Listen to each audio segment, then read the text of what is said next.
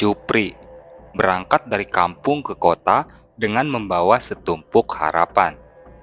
Ia ingin memperbaiki perekonomian keluarga. Ia ingin membahagiakan dirinya beserta kedua orang tua. Kabupaten Ciamis, tanah kelahirannya, sudah tidak bisa lagi memberikannya lapangan pekerjaan selain menjadi seorang buruh tani. Karena hal itulah, Jupri memberanikan diri merantau ke kota untuk mencoba berjualan cilok keliling. Jupri menyusul temannya Yamin yang sudah lebih dulu berjualan cilok di daerah Cileungsi, Kabupaten Bogor. Maka di daerah itu pula lah Jupri berjualan cilok keliling. Setiap hari, ia berkeliling memikul gerobak cilok di sekitar area Pasar Cileungsi. Ia menyusuri pemukiman-pemukiman padat penduduk untuk menjajakan dagangannya, terutama lokasi-lokasi yang ia rasa banyak terdapat anak kecil. Karena pada umumnya, mayoritas penggemar cilok adalah anak-anak kecil. Singkat cerita, 6 bulan sudah Jupri berjualan cilok.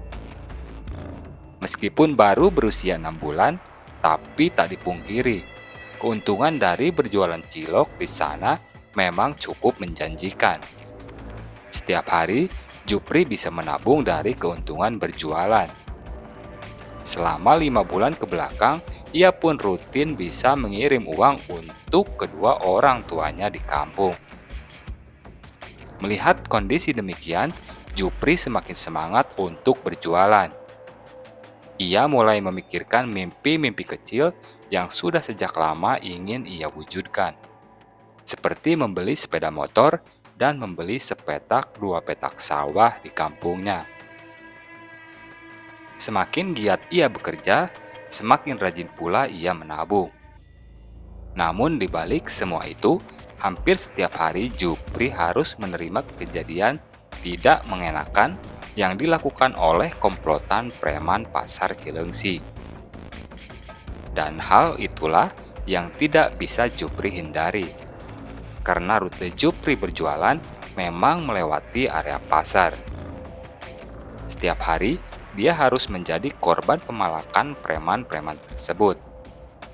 Parahnya lagi, tidak hanya sejumlah uang yang preman-preman itu minta dari Jupri, tetapi juga cilok dagangan Jupri. Mereka mengambil cilok sesuka hati tanpa membayarnya sepeser pun. Jupri tidak bisa berbuat apa-apa. Ia hanya bisa pasrah dan bersabar. Yang penting, esok hari ia tetap bisa berjualan. Preman-preman yang sering memalak Jupri memang komplotan preman yang kerap meresahkan pengunjung dan penghuni Pasar Cileungsi. Mereka tidak hanya memalak pedagang-pedagang keliling seperti Jupri, tetapi juga memalak para pedagang pasar, para pengunjung, hingga pengemudi angkutan umum yang melewati area pasar tersebut. Tidak ada yang berani melawan dan menolak permintaan mereka. Semuanya takut oleh mereka. Preman-preman pasar yang mengatasnamakan geng Oyag itu memang terkenal sadis dan menakutkan. Mereka tidak segan-segan untuk menghabisi siapapun yang menentang atau melawan mereka. Konon, geng Oyag tersebut diketuai oleh seorang pentolan preman bernama Andi Oyag.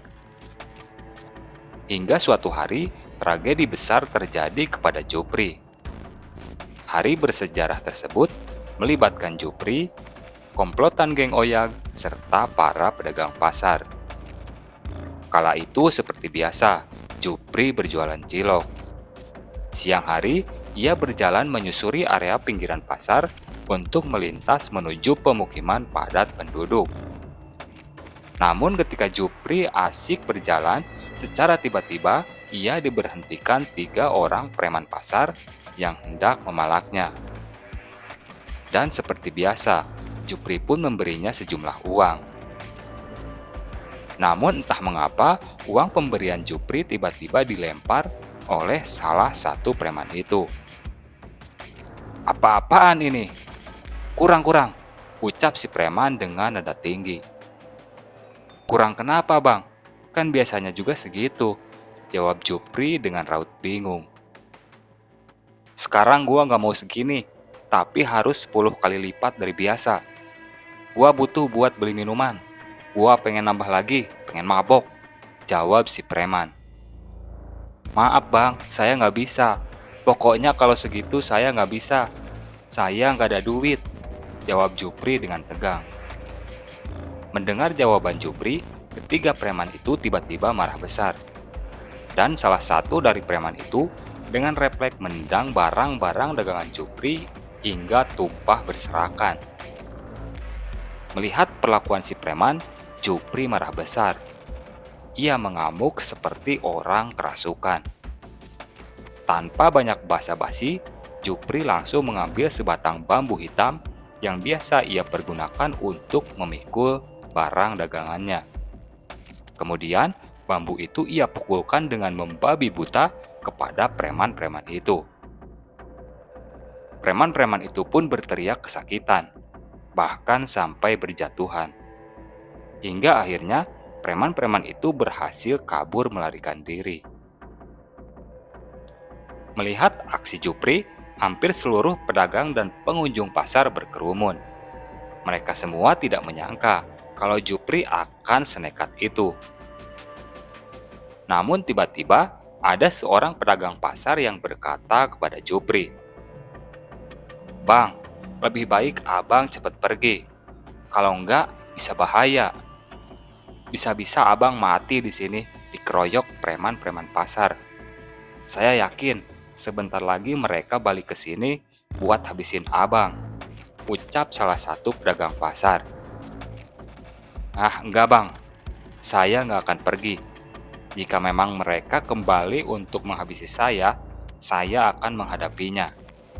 Selama ini saya bersabar dengan ulah mereka, tapi kali ini kesabaran saya benar-benar sudah habis. Mungkin sudah saatnya saya melawan.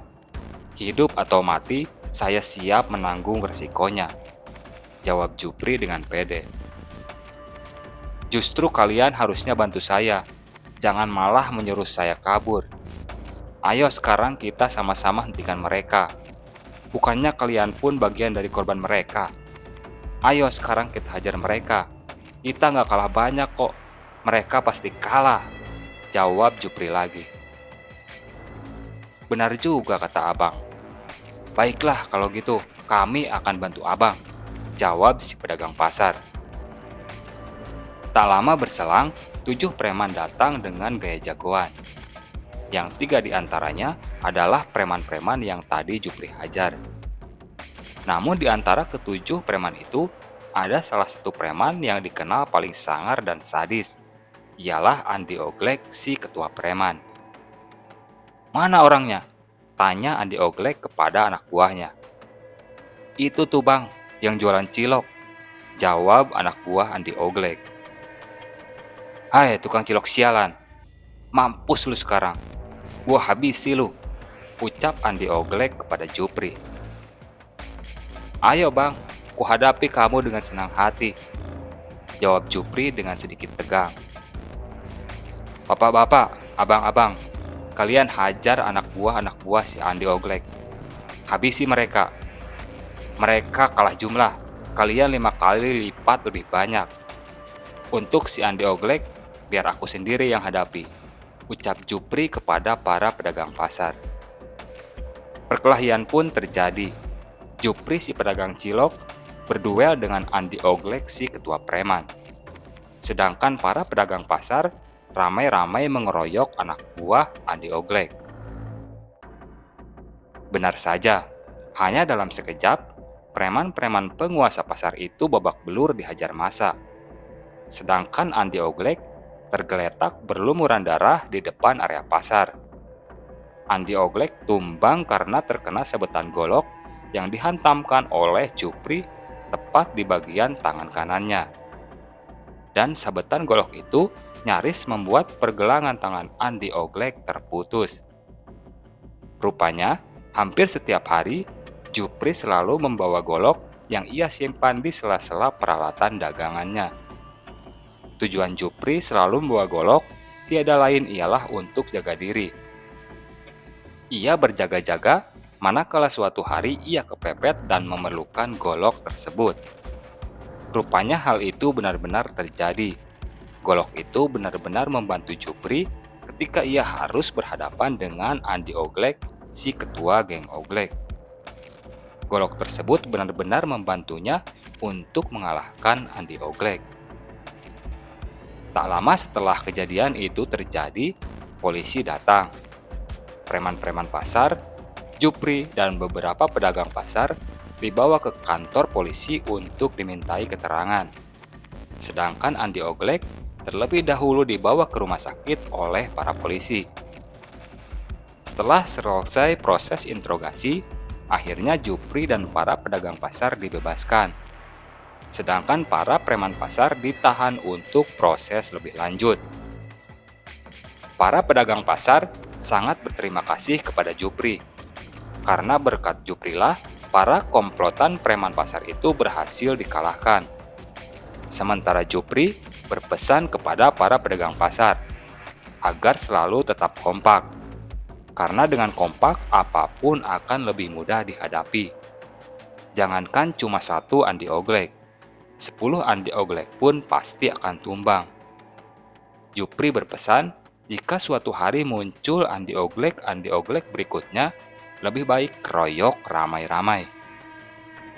Demikian rangkaian kisah tentang Jupri si pedagang cilok yang nekat menghabisi komplotan preman pasar Cilengsi. Terima kasih sudah menonton video ini sampai selesai.